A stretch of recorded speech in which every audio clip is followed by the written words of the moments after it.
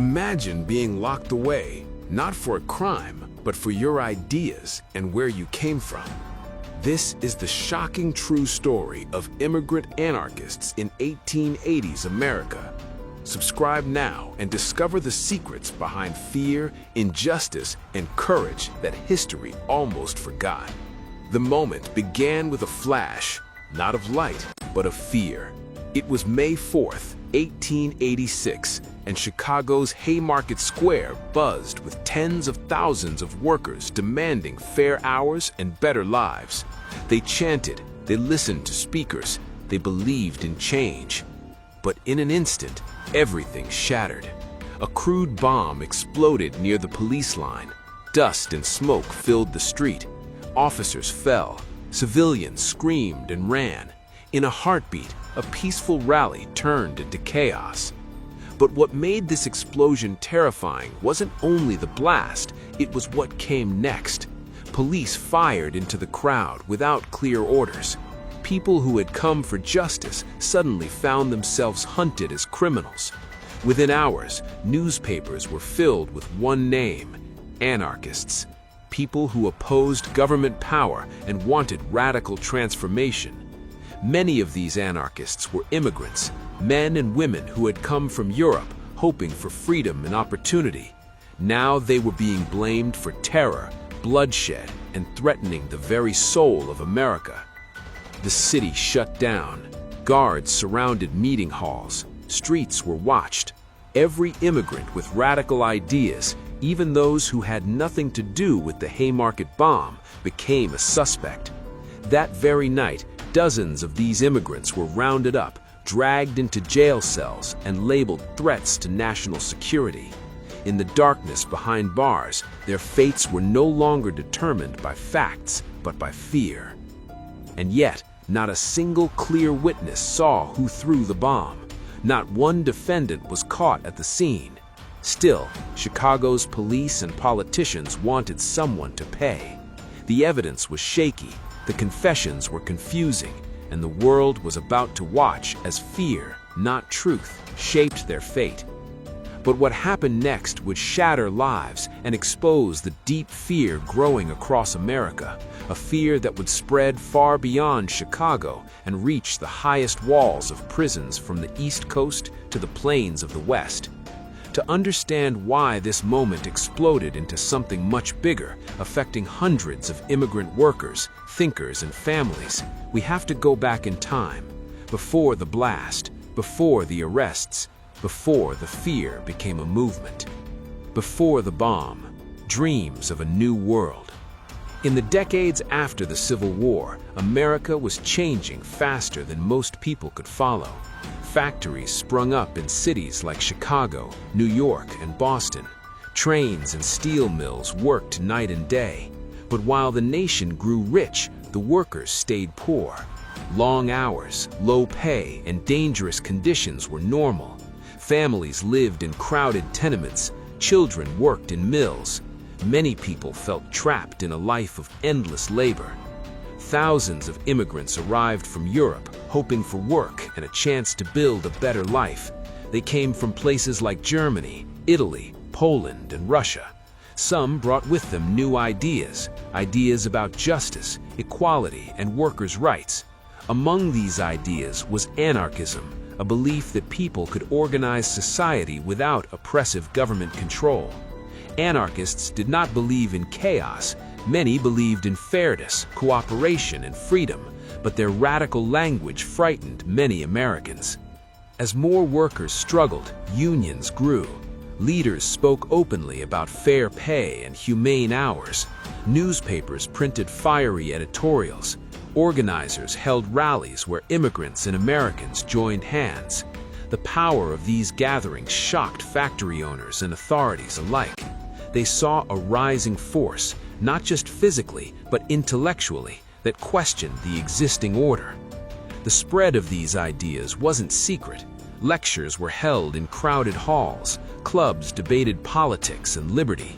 Many immigrants saw these discussions as a way to claim the very freedoms that had drawn their families to America.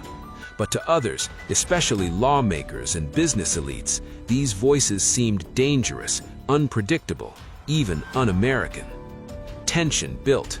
Protests became louder. Strikes brought factories to a halt. Politicians accused radicals of inciting violence. Newspapers labeled immigrants as troublemakers, and authorities began watching immigrant communities with suspicion, not always because of crime, but because their beliefs challenged power.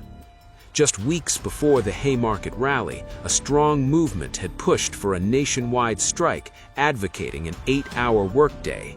Workers planned coordinated demonstrations. Chicago became one of the central meeting points because of its huge industrial workforce. People didn't expect violence, they expected fairness.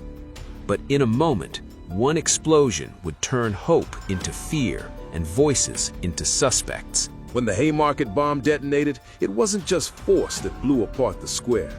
It was the eruption of years of tension building up. Newspapers raced to name culprits. Politicians shouted for justice. Rumors spread faster than facts. In a city already filled with uncertainty, the shock of the blast planted a seed that anarchists, particularly immigrant anarchists, were a threat to everything America stood for. People began to wonder, could those who came here for freedom really be plotting violence? Little evidence mattered anymore. Fear was louder than truth. That night, crowds not tied to the explosion were hauled into jailhouses. Homes were searched. Newspapers published lists of suspects. And inside cold prison cells, immigrant anarchists waited. Many bewildered by what was happening. Others fearful for their families, all unsure of what would come next. In the chaos of accusations, one question hung in the air. Did these men really believe in violence, or were they being punished for their ideas? And as the city braced itself for a trial that would grip the nation, the punishment had only just begun. The clanging of iron doors echoed through the Chicago jail as the first of the immigrant anarchists were led inside, their hands bound, faces pale with fear and confusion. Outside, the city was alive with rumors. Crowds gathered near courthouse steps, shouting for justice, for punishment, for blood. Inside those stone walls, the men could hear nothing but the shouts, the clatter of boots, and their own racing hearts. They had come to America seeking opportunity, a chance at freedom, and now, suddenly, they were prisoners in their own dream. The arrests didn't stop with Chicago. Across the country, authorities began rounding up immigrants associated with anarchist clubs, newspapers, or even private discussions. In New York, Boston, and St. Louis, men were taken from their homes in the dead of night. Families woke to find fathers, sons, and brothers gone, taken by men in uniform with no explanation beyond vague accusations of radical beliefs. Many of these immigrants had never touched a bomb, never shouted in anger at an official, never even protested in public. Yet suspicion alone was enough to put them behind bars. The fear spread quickly. Newspapers printed sensational headlines. Anarchist plot threatens America. Foreign radicals in our streets. People whispered in markets, on trains, and crowded apartments. Children overheard their parents speak of spies and enemies. In the very air of cities, panic mingled with prejudice. Inmates, trapped inside the same prisons that had held them for petty crimes or labor disputes, now found themselves labeled enemies of the state, their ethnicity a mark of guilt. In the cells, conditions were harsh. The men slept on cold wooden benches, often with no blankets. The guards watched them with suspicion, sometimes with open hostility, suspecting plots in every whisper, every glance. Letters to family were censored or lost, leaving loved ones anxious and terrified. Some prisoners began to wonder if they would ever see the outside world again. Days stretched into weeks, weeks into months, with uncertainty gnawing at their resolve. Yet still a sense of solidarity grew among them. They shared whispered words of comfort, recounted memories of home, and debated quietly the ideas that had brought them here in the first place. It was dangerous. Talking could lead to punishment or worse, but silence was a slow death of the spirit. Outside the prison walls, the legal machinery began to move. Chicago's trial of the Haymarket suspects became the nation's obsession. Courtrooms overflowed, journalists scribbled frantically, and lawyers struggled against mounting public pressure. The evidence against the men was often circumstantial, a pamphlet here, a meeting there, a rumor whispered in a dark alley. But the courts were under scrutiny, and prosecutors knew the public demanded a conviction. Fear had become evidence, and ideology had become a crime. The prison cells were filled not only with the accused, but also with those swept up in the growing crackdown. Immigrants who had once lived quietly, working in factories, delivering newspapers, attending shops. They were now treated as dangerous radicals. Their arrests were meant as warnings, a way to show the nation that dissent, especially from foreign-born citizens, would not be tolerated. It was a tactic of fear, aimed at silencing voices before they could speak. But this strategy had consequences. Families were torn apart, communities were shaken, and trust in law enforcement began to fray. The line between justice and persecution blurred. And yet, even as despair hung heavy in the air, whispers of rebellion grew. The men inside the cells shared stories of protests, ideas of fairness, and plans to maintain hope under the harshest conditions. They knew that their struggle was no longer just about survival. It was about proving that fear could not break human spirit, that truth mattered more than rumors, and that one day the nation might face its own prejudices. But tension was rising. Chicago's trial loomed. Federal authorities were watching every move of immigrant communities, and the fear of another violent incident hovered like a storm cloud. One small mistake, one act of desperation, could ignite a new wave of violence. The prisoners knew that history was watching, and the nation itself seemed poised on the edge of panic. And then, a shocking turn of events struck. A secret note was discovered in one cell, suggesting that a plot was being planned inside the very prison that was supposed to contain them. Guards panicked, prisoners were moved, and the rumors grew louder than ever before. Was this a real conspiracy, or just another trick of fear? The answer would change everything, for the accused, for immigrant communities across the nation, and for the future of justice in America.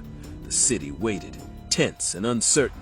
Families outside prayed, guards inside tightened security, and the prisoners, huddled in the shadows, whispered to each other, wondering if anyone in the world would ever understand the truth. The courthouse in Chicago was packed beyond capacity.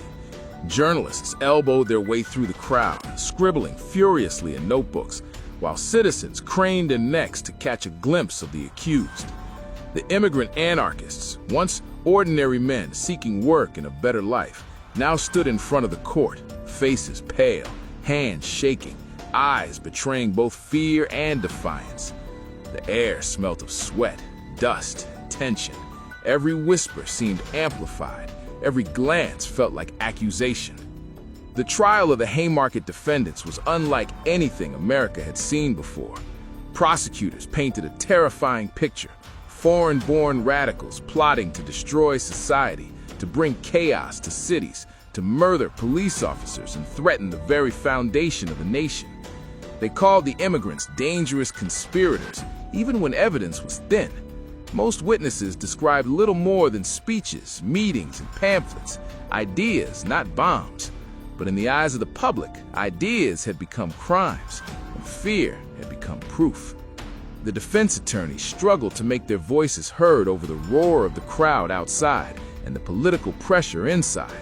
They argued that their clients had no direct connection to the deadly explosion at Haymarket Square. They pleaded that justice should be based on facts, not prejudice. Yet every day, more stories appeared in newspapers about anarchist plots in other cities. From New York to San Francisco, immigrant communities were being swept up in arrests, detained and questioned, as though their birthplace alone made them guilty. Families were torn apart, businesses disrupted, and ordinary lives upended. Inside the prison cells, the men prepared for what seemed inevitable.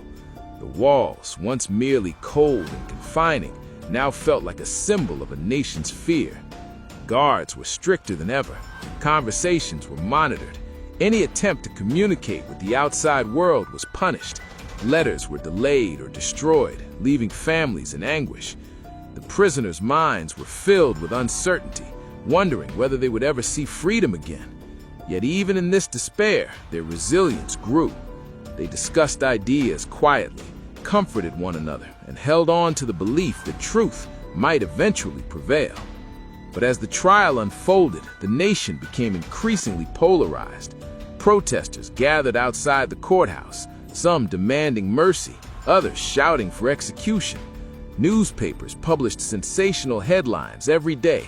Rumors of new conspiracies spread panic across cities.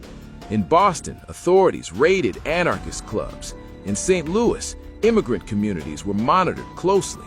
People feared violence at every corner, convinced that radicals could strike again at any moment. The United States, a country built on freedom, was now gripped by fear of its own citizens. The verdict finally arrived. Several defendants were sentenced to death, others to long prison terms. Shock rippled through immigrant communities. Families wept openly, neighbors whispered in fear, and the streets seemed heavier, weighed down by injustice. For many, the punishment seemed less about crime and more about sending a message. Dissent from foreign-born citizens would not be tolerated. Even after the sentences, the ripple effect continued. Across the country, authorities increased surveillance of immigrant neighborhoods. Political clubs and newspapers faced scrutiny. Lives were forever changed. Some immigrants fled cities in fear. Some abandoned their beliefs to avoid suspicion. And yet, the memory of those imprisoned lingered. Stories of courage and injustice whispered from one generation to the next. The trials left lasting scars. They became symbols of what happens when fear overrides justice. Innocent men were punished for being different, for speaking ideas that challenged authority. Prisons, once places for criminals, had become instruments of political control. And the lessons of that time, the dangers of panic, prejudice, and ideology-driven arrests, continue to echo in America's legal system even today. But the story was not over. Even in the darkness of their cells, the anarchists' courage had inspired others. Ideas could not be locked away. The fear that authorities tried to spread could not fully silence human voices. And while America would struggle for years to reconcile justice with fear, the events of those years left one undeniable truth: the power of belief, identity, and hope can survive even behind the coldest prison walls. As the sun set over Chicago, the city seemed calm, yet tension lingered in the air. Families still mourned, communities still whispered, and prisons still held those who had dared to speak. But somewhere in the shadows, a quiet revolution of thought continued, reminding America that even fear has limits, and that freedom, fragile and hard-won, is never truly gone. The courtrooms emptied, but the echoes of judgment lingered in every immigrant neighborhood across America.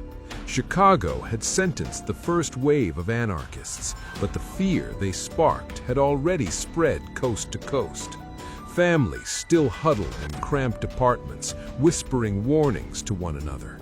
Parents held their children close, afraid that a single misstep, a misunderstood word, or a rumor could bring the authorities to their door.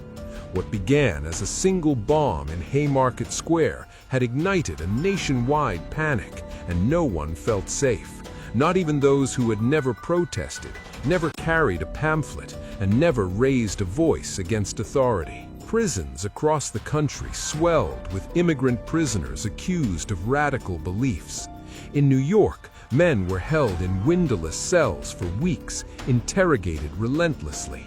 In St. Louis, entire clubs were raided, their members dragged into custody with little explanation. Many prisoners had committed no crime beyond speaking in a foreign language, reading newspapers from Europe, or attending meetings to discuss ideas. Yet in the eyes of officials, suspicion was enough. Fear had become a law. The very principles that drew these immigrants to America, freedom, speech, and hope for opportunity, had become chains around their wrists. Inside the cells, the men faced a new kind of struggle.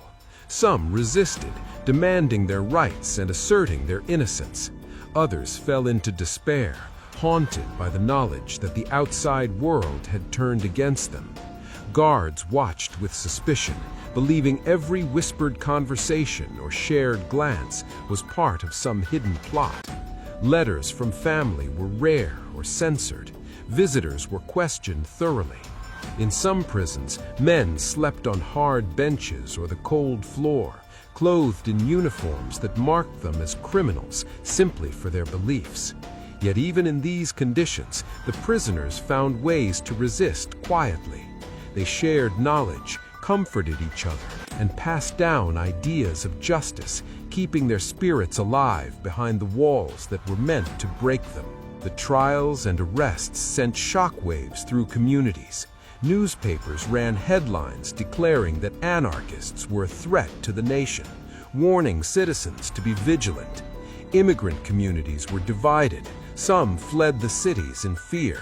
Others abandoned radical beliefs to avoid suspicion. Friends and neighbors watched each other warily. Trust eroded. The fear of being accused became almost as powerful as the law itself. And while some authorities claimed these measures were necessary for national security, critics argued that justice had been sacrificed on the altar of panic.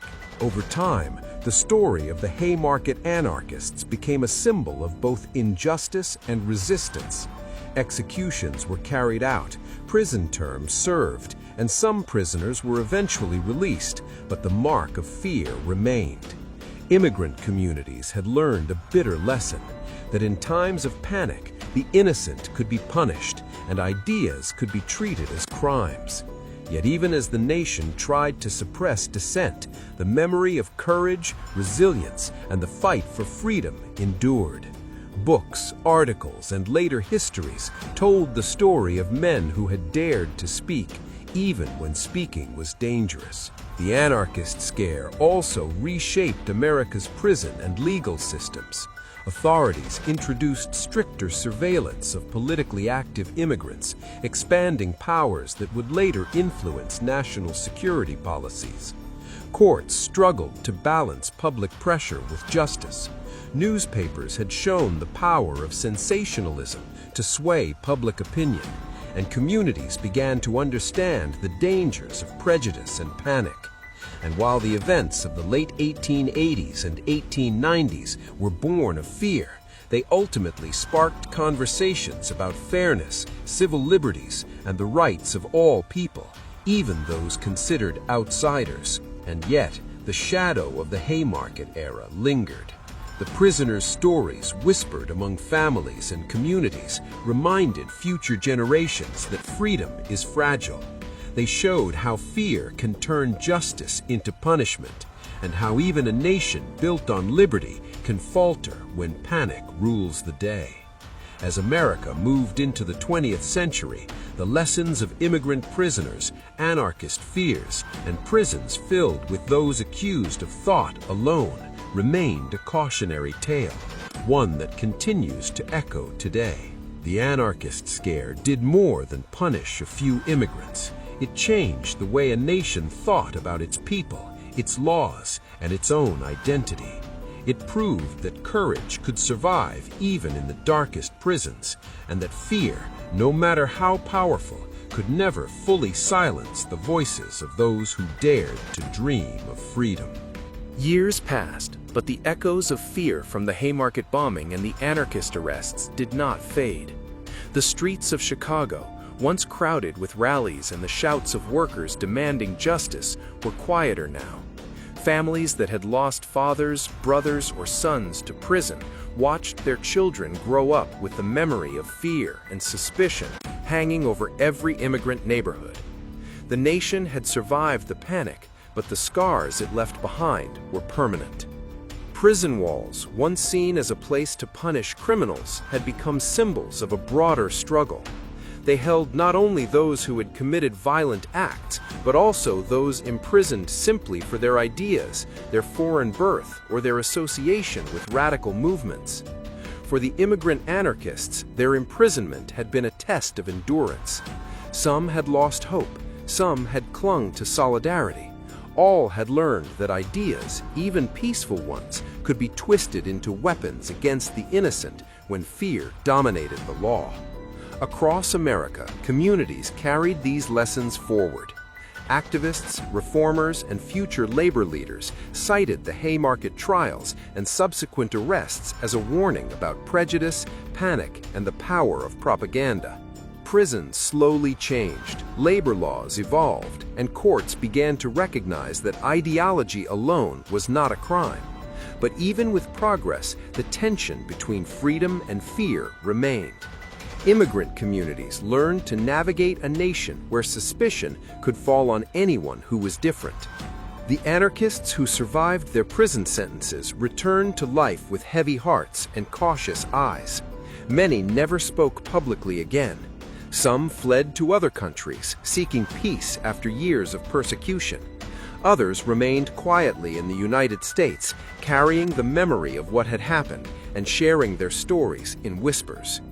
These stories became part of the fabric of American history, a cautionary tale about the dangers of fear, the resilience of the human spirit, and the high cost of justice denied. The anarchist scare of the 1880s and 1890s left America with a paradox. It revealed the nation's vulnerability to panic and prejudice, but it also highlighted the courage of ordinary people standing against oppression. The immigrant prisoners, once seen as enemies of the state, had shown that resilience, hope, and the pursuit of justice could survive even the harshest walls and the most fearful hearts. As the sun set on Chicago and the cities of America, one truth remained. Fear can imprison bodies, but it cannot contain ideas. The voices of the immigrant anarchists, their courage in the face of injustice, and the lessons learned from their trials continued to shape America for decades to come. Their story is a reminder that even in the darkest times, the human spirit can endure, resist, and demand a better, fairer world. The scandal, the fear, the prison cells, and the executions of that era were not just history, they were a warning. A warning that a society that allows fear to replace justice risks losing its soul. And yet, the courage of those who dared to think, speak, and hope reminds us that freedom is never truly lost, even behind the highest walls. Don't let these stories of courage and injustice fade away. Hit subscribe, share this video, and join us as we uncover more hidden chapters of history. Your support keeps the truth alive. Start watching the next story now.